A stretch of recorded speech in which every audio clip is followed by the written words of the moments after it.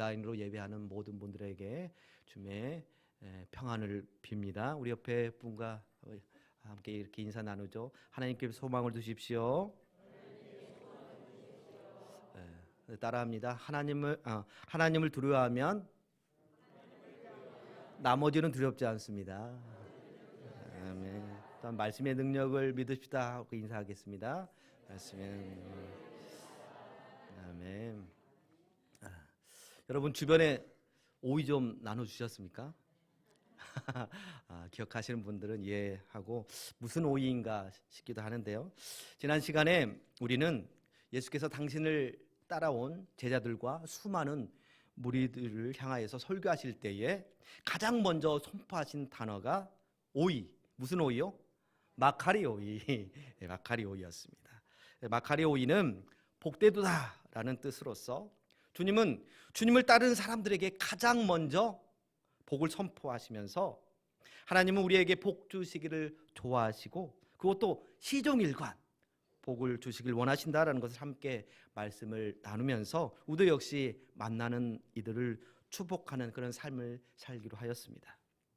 한편 이렇게 복을 빌어주고 또 하나님께 복을 간구하는 게 우리의 신앙 안에서는 참 자연스러운 건데 언젠가부터 이 복이라는 것 때문에 교회가 비판을 받기도 하였습니다.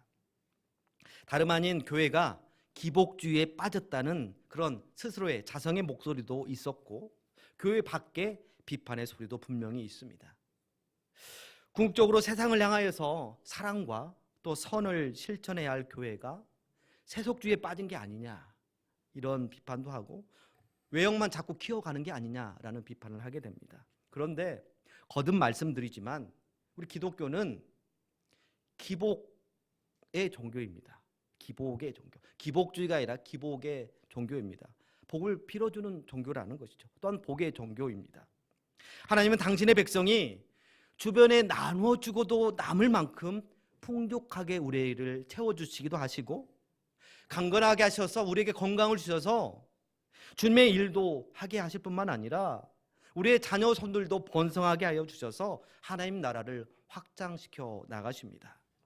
이처럼 성경은요 이 복에 대해서 아주 적극적으로 얘기하고 있습니다. 복을 구하고 복을 빌어주는 것으로 아주 가득 채워져 있다라는 것이죠. 그렇다면 무엇이 문제일까요? 문제는 복의 내용인 것입니다. 내 욕심을 구하는 그 복의 내용이 문제라는 것이죠. 그러면 복의 내용을 바르게 하면 되는 거 아니겠습니까? 성경이 말하는 복을 구하면 되는 거겠죠. 오늘 본문의 말씀을 보니까 예수께서 제자들과 무리를 향하여서 설교하시면서 복의 내용들을 말씀해 주고 계시는데요. 예수님께서는 뭐가 복이라고 말씀하십니까? 어떤 자들을 향하여서 복되다고 말씀하십니까? 가난이 복이라고 하고 애통이 복이고 의에 줄이는 것, 줄임이 복이고 또한 심지어는 박해가 복이라고 하십니다. 그런데 여러분 예수님의 이 말씀에 대해서 동의가 되십니까? 된다라고 하신 분들은 대단한 믿음을 가지신 거예요. 물론 이미 알고 있는 말씀이기 때문에 동의할 수 있는 거겠죠. 하지만 어떻게 가난한 게 복이고 어떻게 줄이는 게 복이고 어떻게 슬픈 게 복이고 어떻게 막 박해받는 게 복이 될 수 있겠습니까? 오히려 부해지고요 기뻐하고 배부르고 평안한 게 복인 것 같은데 역설적이게도 이와 반대되는 개념들이 복이라고 우리 주님께서는 설교하고 계십니다. 그렇다면 어떻게 해야 가난이 복이고 어떻게 해야 슬픔이 복이 되고 또한 주림이 복이 되고 박해가 복이 되는 걸까요? 함께 말씀을 나누는 가운데 어떻게 하면 가난과 애통과 슬픔과 주림 그런 박해조차도 복이 되는지 발견하고 그 복을 구함으로써 행복한 신앙생활을 하는 저와 여러분 모두가 될 수 있기를 간절히 소망합니다. 복에 대해 살펴보기 전에 오늘 성경 본문의 구조를 먼저 파악해 보면 좋겠습니다. 성경은 그냥 막 쓰고 싶은 대로 하나님께서 받아 적어! 사사삭! 해서 그냥 맥락 없이 막 이렇게 그런 건 아니고 물론 그렇다고 하나님께서 맥락 없이 불러주시진 않겠지만 그냥 흐름이 있다라는 것입니다. 이 글에도, 이 성경에도 흐름이 있어요. 구조가 있다라는 것입니다. 예수님께서 선포하신 복에 대해서 복이 몇 가지예요? 8가지. 8가지여서 뭐라고 얘기해요? 팔복이라고 얘기합니다. 이 8가지 복이 기록된 구절만 뽑아보자면 3절에서 10절까지가 첫째 복부터 8째 복까지 계속 나와 있습니다. 그런데 혹시 첫 번째부터 두 번째, 세 번째, 네 번째, 다섯 번째, 여섯 번째, 일곱 번째, 여덟 번째 그 복까지 보시면서 이 복은 같네, 같은 복, 혹시 여러분 찾으셨나요? 혹시 찾았어요? 그건 맞아. 뭐냐면 첫째 복과 마지막 복이 같다라는 것이죠. 먼저 첫째 복이 무엇인가요? 우리 3절 다시 한번 읽도록 하겠습니다. 3절입니다. 심령이 가난한 자는 복이 있나니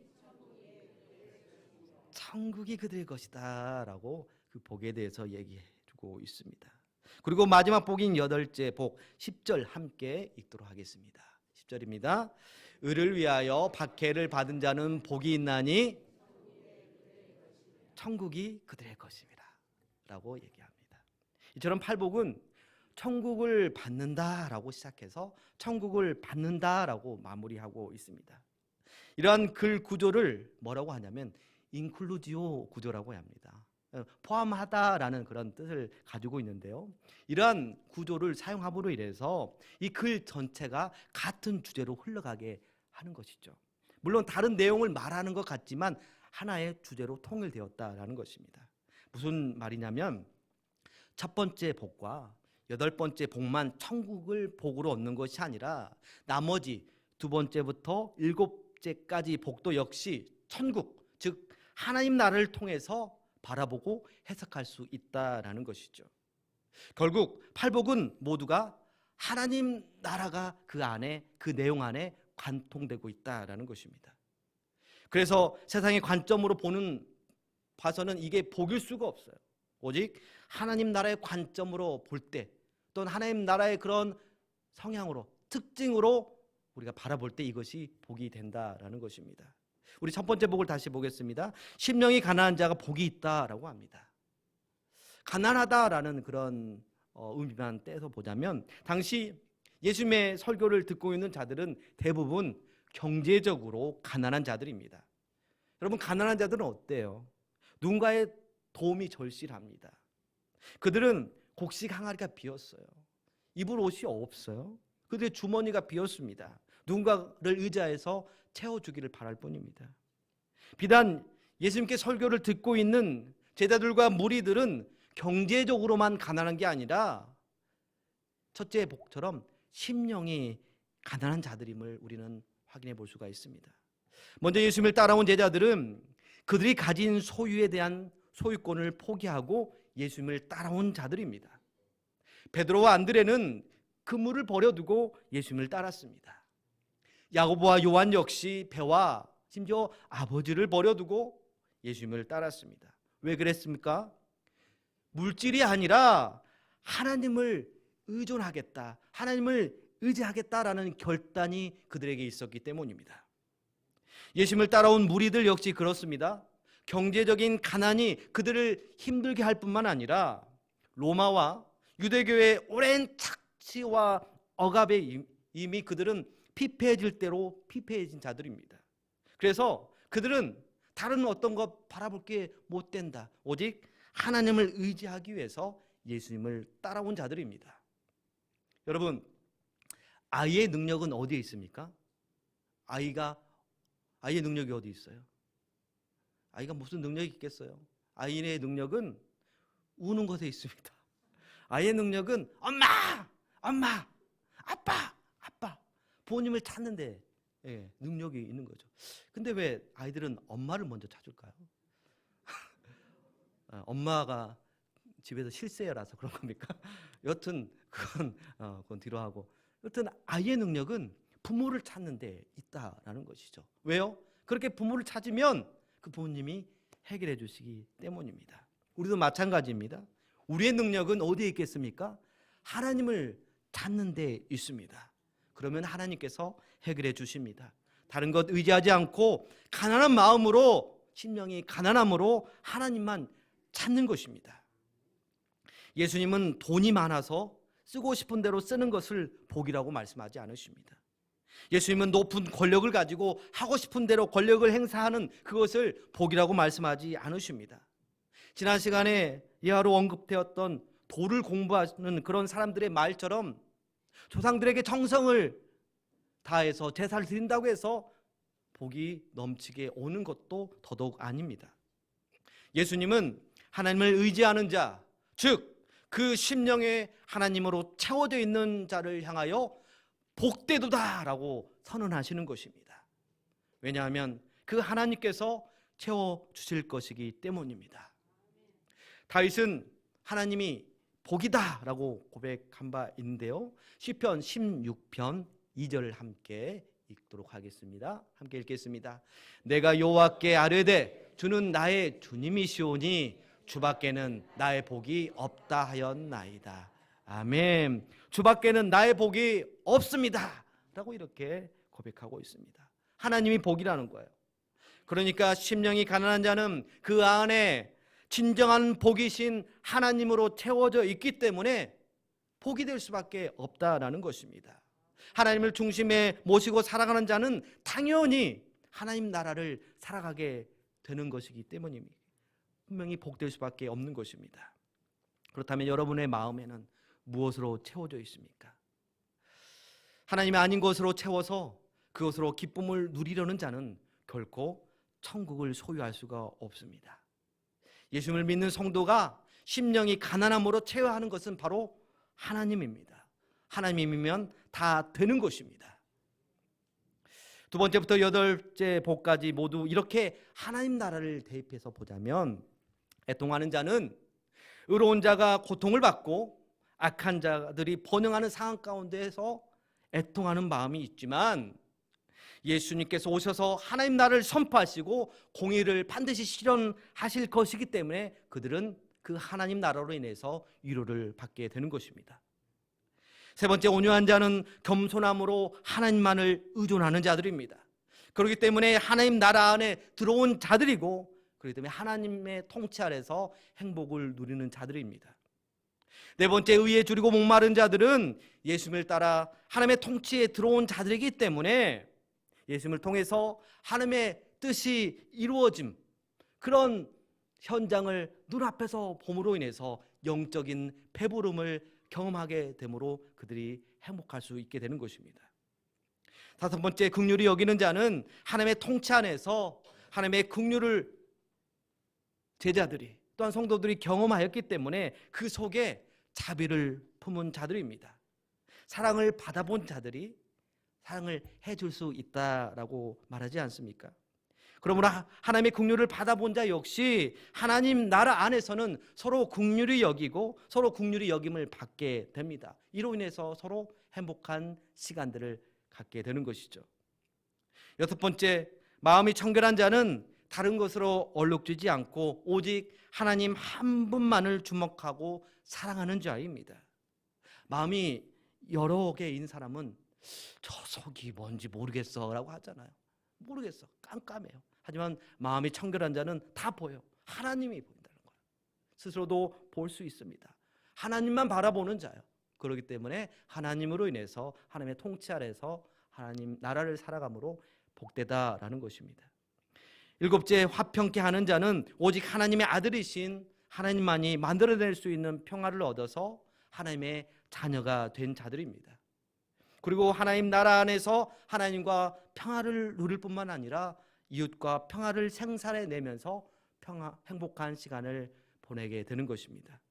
마지막으로 여덟째, 의를 위하여 박해를 받는 자는 어떻게 복이 있는 걸까요? 하나님의 통치를 받는 제자들은 하나님의 거룩한 뜻에 따라 살아가게 되지만 세상은 그것에 대해서 자꾸 거부를 합니다. 그래서 오히려 자신들이 불편하다고 오히려 세상은 그런 제자들을 향해서, 교회를 향해서 박해를 하게 됩니다. 하지만 그 박해로 끝나는 것이 아니라 완성된 천국이 우리에게는 보장되어 있기 때문에 복되도다 마카리오이라고 우리에게 선언해주고 있다라는 것입니다. 이렇게 심령에 하나님으로 채우고 하나님을 전적으로 의지함으로 하나님의 통치 속에 살아가게 되면 주변의 상황들이 어떠하든지 흔들리지 않게 됩니다. 오히려 하나님께서 내 삶 가운데 어떤 은혜를 베푸실지 기대하며 기도하는 자리로 나아가게 되는 것입니다. 또 하나님 나라를 살아가는 자는 무엇인가 없더라도 없는 것 때문에 결코 염려하지 않습니다. 하나님은 우리로 하여금, 제자들로 하여금, 백성들로 하여금, 성도들로 하여금 없는 것으로 인해서 넘어지게 하려는 게 아니라 없는 것 때문에 채워주시는 하나님을 전적으로 찾게 하시고 또 하나님 안에서 살도록 초청해 주시는 것입니다. 그래서 하나님의 나라 천국을 살아가게 되는 복을 누리게 되는 것이죠. 아울러 예수님은 기도를 가르쳐 주시면서 참 복을 주시는 하나님을 말씀해 주셨는데요. 누가복음 11장 11절에서 13절까지를 우리 함께 읽도록 하겠습니다. 함께 읽겠습니다. 너희 중에 아비된 자 생선 대신에 뱀을 주며 날라하는데 정갈을 주겠느냐? 너희가 악할지라도 좋은 것을 자식에게 줄 줄 알거든 하물며 너희 하늘 아버지께서 구하는 자에게 성령을 주시지 않겠느냐 하시니라. 아멘. 13절을 보면 악한 아버지도 자식에게 좋은 것을 주려 하는데 하물며 하늘 아버지께서 구하는 자에게 무엇을 주신다고요? 성령을 주신다고 합니다. 다시 말해 하나님을 주신다라는 것입니다. 우리는 하나님께 하나님 그것 주세요, 하나님 그것 주세요 라고 간구하지만 하나님은 그것을 주시는 것이 아니라 그분을 주신다라는 거예요. 자신을 주신다라는 거예요. 왜요? 하나님이 복이시고 하나님으로 채워져 있을 때 우리에게 가장 좋고 가장 복된 삶이기 때문입니다. 이렇게 함으로써 하나님께서는 우리와 단지 기도하면 그냥 주시고 그냥 give and take 그게 아니라 하나님과 밀접한 인격적인 관계를 계속해서 맺어가기를 바라시는 것입니다. 그렇기 때문에 우리 안에 계시면서 우리가 구하는 것들을, 주 안에서 구하는 것들을 주시면서 우리를 하여금 복된 삶을 살도록 하신 것입니다. 우리는 응답에 관심이 있지만 하나님은 우리와 지속적으로 관계를 맺으며 살아가고 우리가 하나님의 통치 아래 살아가는 것, 바로 하나님 나라를 살아가길 원하시는 것입니다. 하나님께는 관계가 1순위예요. 그리고 응답은 그냥 관계가 되면 자연적으로 따라오게 되는 것입니다. 그래서 주께서는 하나님 나라의 핵심을 말씀하셨을 때 어떻게 말씀하셨어요? 너희는 먼저 하나님의 나라와 하나님의 뜻을 구하라. 그리하면 모든 것을 너희에게 더하시리라. 이렇게 말씀해 주셨습니다. 답은 여기에 있습니다. 우리가 먼저 구해야 할 복은 바로 하나님인 것입니다. 그렇게 하면 가난이 복이 되고 애통이 복이 되고 주림이 복이 되고 심지어 핍박이 복이 되는 것입니다. 왜냐하면 하나님의 선하신 통치가 우리의 삶을 덮고 모든 것을 더해 주실 것이기 때문입니다. 이처럼 하나님과 관계를 맺고 하나님의 통치 아래 살아간다면 세상 모든 것을 가진 자처럼 풍성한 기쁨을 누리게 될 줄로 믿습니다. 건강, 물질, 명예, 편안함, 배부름 이런 거는 단순히 눈에 보이는 현상일 뿐 근원적인 복이 아닌 것입니다. 오직 하나님만이 복입니다. 하나님과 관계를 맺고 하나님의 통치를 받아 하나님 나라를 살아가는 자는 어떠한 상황 속에서도 복된 삶을 살아가게 되는 줄로 믿습니다. 예수님은 산상수를 마치고 산에서 내려가실 때 그냥 단순히 하나님 나라만 선포하시는 것이 아니라 과연 하나님 나라가 어떠한 것인지 하나님 나라의 원형을 보여주셨습니다. 사회적으로 소외되고 격리되어 차별받던 나병 환자를 주님께서 치료해 주신 것입니다. 부정하다고 여겨지는 나 환자, 그래서 격리시키고 정죄했던 나병 환자를 주님은 고쳐주셨습니다. 왜요? 나병 환자에게는 가난하고 애통하는 마음이 있었기 때문입니다. 주님의 통치 외에, 주님의 만져주심 외에 다른 대안이 없다라는 믿음이 그들에게 있었기 때문입니다. 그래서 그들은 예수님의 은혜로 말미암아 하나님 나라를 경험하게 되었습니다. 그래서 부정한 것도 없고 아픔도 없고 소외당함도 없는, 차별당함도 없는 그런 하나님 나라를 경험하게 된 것입니다. 나병 환자를 고치신 예수님은 가버나움에서 이방인 백부장의 하인도 고쳐주셨습니다. 백부장은 자신이 부하에게 명령하면 그대로 복종하듯 예수님도 역시 말씀만 하시면 하인이 병이 떠나가는 복종이 있게 될 것을 믿었습니다. 이런 예수님을 왕으로 인정하는 모습입니다. 왕이 선포하면 그 말은 곧 법이 되어서 실행되듯이 예수님이 하나님 나라의 왕이시기 때문에 말씀만 하시면 그대로 된다라는 하나님 나라의 원형이 바로 백부장의 하인을 고친 그 에피소드에 나와 있는 것이죠. 그렇습니다. 우리에게 필요한 것은 바로 하나님이고 하나님 나라의 신앙입니다. 있고 없고를 떠나서 우리는 우리에게 능력 주신 하나님 안에서 모든 것을 할 수 있게 되는 것입니다. 없다라고 불행하지 않습니다. 하나님과 관계를 맺고 살아가면 하나님 때문에 채워지고 얻은 것이나 다름없는 그런 기쁨을 누리게 될 줄로 믿습니다. 여러분, 요셉을 보십시오. 요셉의 인생 얼마나 파란만장합니까?